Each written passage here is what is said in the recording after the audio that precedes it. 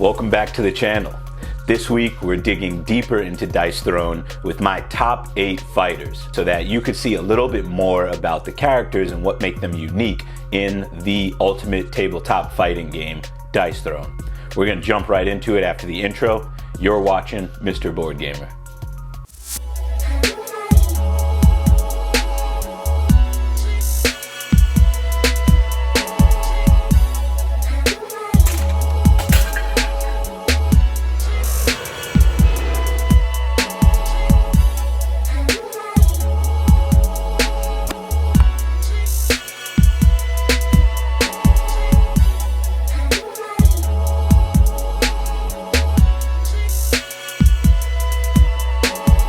Recording live from my mama's house. First in at number 8, the Gunslinger. Driven by the ruin brought to her family, the Gunslinger spends her life pursuing all those who are vile and corrupt in the world. The silver bullet in her kit is the bounty token. When a player is marked with a bounty, any opponent targeting them with an attack increases their damage by 1 and gains 1 CP. Combat points are used to upgrade abilities or use cards in the game. She has several level 2 skills that, if played right, can almost guarantee that her targets keep getting marked with bounty tokens. Her reload tokens also allow her to roll 1 die and add half the result as damage to the attack. Using reload makes it possible for Gunslinger to add a maximum of 6 damage to any attack she makes. Overall, the Gunslinger is a reliable fighter who is very well designed for new players. Number 7, the Huntress. The Huntress fights alongside Nira, a saber-toothed tiger who rescued her as an infant. The ferocity and agility with which they fight intimidates all who would dare challenge them. Nira the tiger provides a massive boost to many of your attacks, as long as you keep her from getting knocked out of the game. She can always come back, so consider using her to soak up some damage when you find yourself in a difficult position. The Huntress kit is built heavily around inflicting bleed. This status effect makes your opponent roll 1 die at the start of their turn, and on a 1 through 4, they'll take 1 damage. But on a 5 or 6, they get to remove the bleed token. This makes it pretty easy to remove this status effect. The Huntress is one of the most flexible fighters in all of Dice Throne. But managing Nira can be a bit tricky. Number 6, Ninja. A master of ninjutsu, she deals massive amounts of damage using unconventional methods. When she is prepared, she can dodge incoming attacks with more consistency than any other hero fighting for the throne. Ninja is one of the latest fighters to enter the fray. I think her smokescreen is an incredible turn 1 buff that will set you up for the rest of the game. You gain Smoke Bomb, which allows you to avoid attacks entirely, and 2 ninjutsu tokens, which can significantly buff your attack damage. It also inflicts delayed poison on an opponent, meaning they're going to take 3 damage at the end of their turn if they don't remove that token immediately. As a bonus, it can be used to support an ally. Ninja comes with some very rewarding base attacks, so always consider using cards like Samesies to change the face of a die earlier in the game rather than saving up for a big ultimate. Number 5, the Samurai. Driven by his endless pursuit of honor, the Samurai will stop at nothing to drive all who are not worthy from his sight. In the end, the shameful must be put to the sword, even if that means taking his own life. Simply put, you fear attacking the Samurai.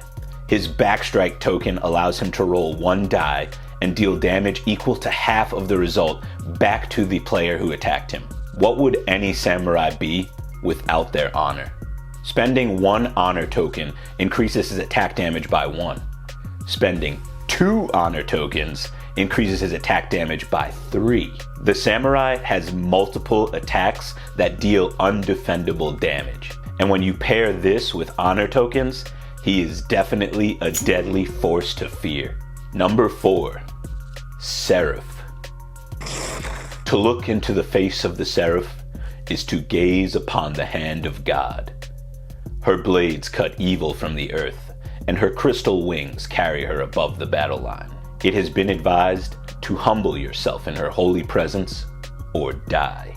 Aside from having one of the most badass character designs and descriptions, Seraph's kit is almost unrivaled. Cleanse tokens are not unique to Seraph, but they do allow her to remove status effects easier than many other fighters. That is a huge defensive boost for any Dice Throne challenger. If an opponent can manage to touch Seraph in all her glory, flight tokens will give her the potential to completely avoid all damage, or supercharge her next attack and make it undefendable. Many of Seraph's attacks offer opportunities to gain her buffs while dealing devastating damage. As with any fighter, cards and dice manipulation can be the key to victory. They make her an even bigger threat, and her ultimate buff, called Blessing of Divinity, makes her, quite literally, indestructible. This is one ultimate ability you're going to want to save for. Number 3, Tristan. Tristan is also new to the game, but the most ancient Dice Throne fighter. Rather than weep over his lost willows, he packed his trunk and sprung into action against the Mad King's villainy. His kit introduces more pets to the game, in the form of forest spirits.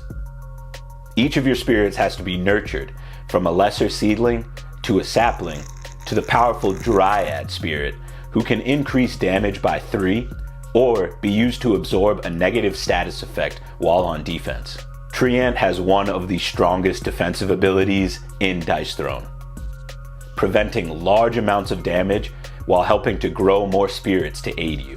He's earned a top 3 spot even after a week of being in the collection because he is a fighter who will take root and leaf with victory against all pods. Number 2, Shadow Thief, a classic Dice Throne warrior. The Shadow Thief prefers running the long con. He increases his health, poisons his foes, and slips into the shadows before he strikes. Half of your fight against Shadow Thief will be praying that he doesn't gain Shadows tokens at the wrong time. These tokens cancel all damage targeting him until he starts and finishes an entire turn in Shadows. If you thought you'd just remove shadow tokens using any cards or abilities to cleanse yourself, think again. You're going to want to save all those opportunities to discard his poison tokens and keep yourself alive. Shadow Thief gains CP faster than anyone else. Not by discarding or playing cards from his deck, but through any of his 4 abilities that earn him CP, especially Pickpocket, which has a chance to steal CP from an opponent. When Shadow Thief decides he's done playing with his food, he can use one of multiple attacks to deal damage based on the value of his CP. The absolute disrespect. I would love to say that Shadow Thief is well balanced and fair, but it's just not true. And if I didn't hate him so much, I would probably have given him the number 1 spot. Number 1. The beautiful, bald-headed monk. The monk is not only the calm before the storm, but the storm itself. He can channel the ancient energy called Chi. Chi tokens can be spent to either increase or reduce damage from attacks. Paired with evasive tokens, you'll be lucky to land a good hit on the monk. The monk can get away with discarding a lot of cards to gain CP, since many of his abilities provide tokens that allow him to evade attacks, knock down enemies, or cleanse status effects. And when he upgrades his abilities, the storm rages on. When you put Monk Baby into a corner, Chi tokens can reach a stack of up to 10. That means he can either add 10 damage to an attack or block 10 damage from an incoming attack in any one turn. The monk will truly outpace any of the other fighters on this list, if played well and given a dash of luck. Now, this top 10 list was created out of necessity. The complete Dice Throne and Dice Throne Adventures sets are behemoth. I can't take those on every vacation or every camping trip. I mean, what if I were to get attacked by a dice-loving bear or a quackalope? So if your favorite fighter did not make this list, let me know in the comments below where I went wrong. As always, appreciate you for watching.